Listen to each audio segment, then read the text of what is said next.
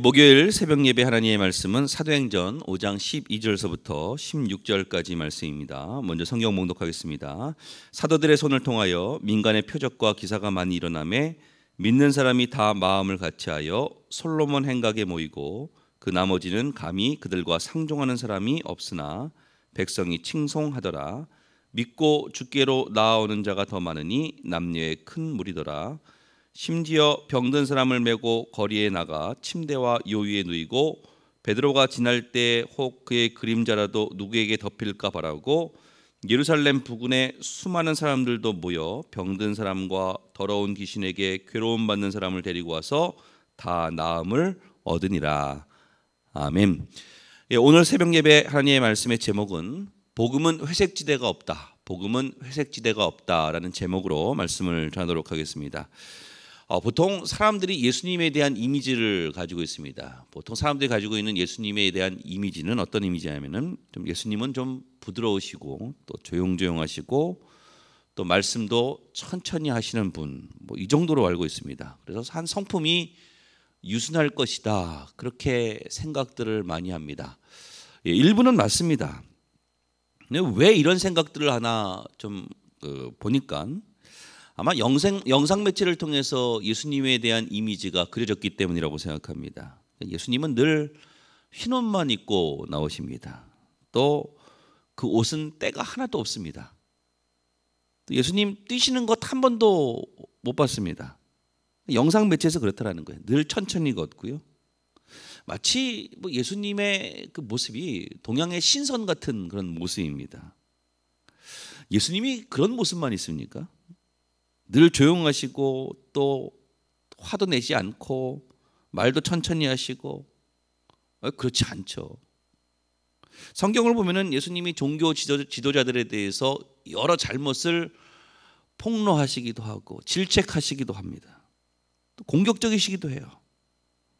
당시에 권세자들이 예수님으로 인해서 큰 위협을 느낍니다. 또 성전에서 장사하는 사람들 예수님이 어떠시겠죠? 채찍을 쫓아내시는 모습이 나옵니다. 그러니까 예수님은 항상 조용조용하시고 유순한 분이 아니라는 거예요. 굉장히 남성적이고요, 강한 모습이라는 것입니다. 근데 왜 이런 그 이미지를 갖게 되었죠? 아마 영상 매체의 영향이 굉장히 컸겠죠. 예수님의 제자들도 마찬가지입니다. 예수님의 제자들 보면은 굉장히 좀 유약하고, 물론 예수님께서 십자가상에서 돌아가실 때 다 도망치는 그런 모습들을 보고서 우리가 생각을 해서 그런지 몰라도 좀 바보 같고 이렇게 비겁하고 좀 겁이 많고 이렇게 생각을 하지만 사실은 그렇지 않습니다. 예수님의 제자들 중에서 대부분은요 갈릴리 어부 출신들입니다. 여러분, 어부들 사진이나 그 모습들을 보셨습니까? 팔뚝에 알통이요 엄청납니다. 또 가끔 바늘에 찔려가지고요 온몸이 상처투성입니다. 또 햇빛에 검게 그을렸고요. 강인한 모습이 있어요. 그들이 예수님의 제자들이었어요. 또 사도 바울 보면은 사도 바울도 마찬가지예요. 사도 바울도 굉장히 거친 사람이었습니다. 이 사도 바울의 그 사역의 그 모습을 보면 알 수 있는데, 사도 바울이 어떤 일을 당했냐면은 고린도후서 11장 24절의 말씀을 보니까 유대인들에게서 40에나 하나 감한매를 5번 맞았으며 3번 태장으로 맞고 1번 돌로 맞고 3번 파선하고 일주야를 깊은 바다에서 지냈으며 여러 번 여행하면서 강의 위험과 강도의 위험과 동족의 위험과 이방인의 위험과 시내의 위험과 광야의 위험과 바다의 위험과 거짓 형제 중에 위험을 당하고 또 수고하며 애쓰고 여러 번 자지 못하고 줄이며 목마르고 여러 번 굶고 춥고 헐벗었노라. 그러니까 사도 바울은요 얌전한 모습이 아니라 마치 전쟁터의 군인과 같은 모습입니다. 그런 강인한 모습이 있었다라는 거예요. 여러분, 우리 성도들도 마찬가지입니다. 사회에서 봤을 때 이 성도들은 굉장히 유순할 것 같지만 사실은 그렇지 않거든요. 세상이 모르는 치열한 싸움이 있어요. 그럼 오늘 본문을 통해서 성도는 어떤 모습으로 살아가는지 우리가 그것을 2가지로 살펴보도록 하겠습니다. 첫 번째는요, 성도들에게 성령이 임하시면 성령은 우리를 거친 싸움의 자리로 인도하신다라는 거예요. 오늘 12절과 13절의 말씀을 보시면 사도들의 손을 통하여 민간의 표적과 기사가 많이 일어나매 믿는 사람이 다 마음을 같이하여 솔로몬 행각에 모이고 13절에 그 나머지는 감히 그들과 상종하는 사람이 없으나 백성이 칭송하더라. 그러니까 성령이 임해서 제자들이 사역을 할 때 제자들에게 모이는 사람이 있었지만 또 상종치 않는 사람이 있었다라는 거예요. 여기서 알 수 있는 것이 무엇이죠? 제자들이 들고 나가신 것이 무엇이죠? 복음이거든요. 복음에는요 회색지대가 없다라는 거예요. 어떤 분은 예수를 믿는 것을 이렇게 생각하는 분이 있습니다. 내 심리적인 도피처로서 마음의 위안을 얻고자 자기는 예수를 믿는다라고 얘기합니다. 기독교 신자가 됐다라고 얘기를 합니다. 여러분, 기독교는요 뭐 요가가 아닙니다. 마음의 수행을 하는 것이 아니에요. 때로는 성령께서요 우리 성도를 거친 싸움의 자리로 우리를 인도하세요. 기독교는 마음의 위안을 주는 것이 아니라 치열한 영적인 싸움이 있더라는 거예요. 우리가 교회를 다니는 이유, 위로가 목적이 아닙니다. 엄밀히 말하면요 이 교회에 모이는 것은 치열한 영적인 싸움을 하고 나서 그리고 휴식을 하기 위해서 교회에 오는 거예요. 어떤 분들은 교회 오면서 그런 얘기합니다. 너무 힘들대요. 맨날 힘들대요. 근데 언제까지 위로만 받겠습니까? 여러분, 지금 시기가 그래요. 여러 가지 활동을 할 수 없는 시기다 보니까 뭐 사람들이 자꾸만 도피처를 찾는 것 같아요. 마음의 위안을 줄 수 있는 것, 나를 좀 위로해 줄 수 있는 것. 여러분, 기독교는요 물론 그런 일들도 담당은 하지만 결코 거기서 끝나서는 안 된다라는 거예요. 사도 바울 인생 마지막 때의 한 말을 여러분 기억해 보십시오. 디모데후서 4장 6절의 말씀을 보니까 전제와 같이 내가 벌써 부어지고 나의 떠날 시각이 가까웠도다. 나는 선한 싸움을 싸우고 나의 달려갈 길을 마치고 믿음을 지켰으니, 뭐라고 표현을 하죠? 선한 싸움을 싸웠다라고 표현을 하고 있어요. 그러니까 사도 바울의 마지막 때 자기의 인생을 되돌이켜 봤더니 치열한 영적인 싸움이 있었다라는 거예요. 선한 싸움이 있었다라는 거예요. 그래서 여러분, 성도의 인생은요, 믿는 사람들의 인생은요 치열한 영적인 싸움을 벌이는 그런 인생이라는 거예요. 한번 그러면 묻고 싶습니까? 여러분, 혹시 지금 영적인 싸움을 벌이고 있습니까? 어떤 영적인 싸움을 벌이고 있죠? 직장에서의 영적인 싸움이 있습니까? 가정에서의 영적인 싸움이 있습니까? 여러분, 싸움이 없으면요 영적인 성장도 없어요.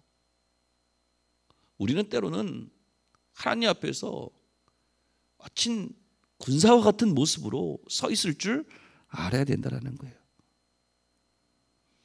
여러분, 기억하십시오. 영적인 싸움이 없이는 우리가 성장도 없어요. 그리고 복음은요 회색지대가 없어요. 모이든지 상종치 않든지 나눠진다라는 거예요. 여러분, 꼭 기억하십시오. 지금 아무리 어려운 시대라고 할지라도 우리가 기도의 자리, 전도의 자리, 그 자리에서 치열한 영적인 싸움을 통해서 두려워하지 않고 하나님의 영광을 나타낼 수 있는 우리 반석계 성도님들 되시기를 주님으로 축원합니다. 두 번째는 성도의 삶이라는 것이 무엇이냐? 성령이 임하시면 우리의 상식을 깨트린다라는 거예요. 상식을 깨트리라는 거예요. 신앙생활이 무엇이냐라고 물으면은 어떤 분들은 이렇게 대답하는 분들이 있습니다. 어떤 규칙을 지키는 것이래요. 뭐 11조를 하고 주일 성수를 하고 뭐 교사를 하고 또 찬양들을 하고, 뭐 일부는 맞습니다. 근데 초대교회를 보면요 성도들의 삶이 어떤 삶이었냐면은 성령께서 나를 찾아오세요. 나를 찾아오셔서 나를 지배해요. 나를 이끄시고, 이게 초대교회 성도들의 삶이었어요. 그들의 믿음이었다고요. 왜 그러느냐? 성령이 우리 속에 임하면 우리 속에 생명이 자라나거든요. 생명이 자라나면요 어떤 일이 벌어져요? 기존에 있던 모든 닫힌 세계들을 깨트려 버려요. 쉽게 얘기하면 우리의 상식을 깨트리는 일들이 우리의 삶 속에서 드러난다라는 거예요. 오늘 12절의 말씀을 보시면 이렇게 나오죠. 사도들의 손을 통하여 민간의 표적과 기사가 많이 일어나매. 표적과 기사가 일어났대요. 또 15절의 말씀을 보시면 심지어 병든 사람을 메고 거리에 나가 침대와 요위에 누이고 베드로가 지날 때 혹 그의 그림자라도 누구에게 덮일까 바라고. 16절에 예루살렘 부근에 수많은 사람들도 모여 병든 사람과 더러운 귀신에게 괴로움을 받는 사람을 데리고 와서 다 나음을 얻으니라. 다 나음을 얻었대요. 모든 사람, 병든 사람들, 또 귀신 들린 사람들, 그들이 와가지고 다 나음을 얻었대요. 지금 상식을 깨트리고 있죠. 이게 성령께서 하시는 일이에요. 성령께서 오시면 우리에게 생명을 자라게 하거든요.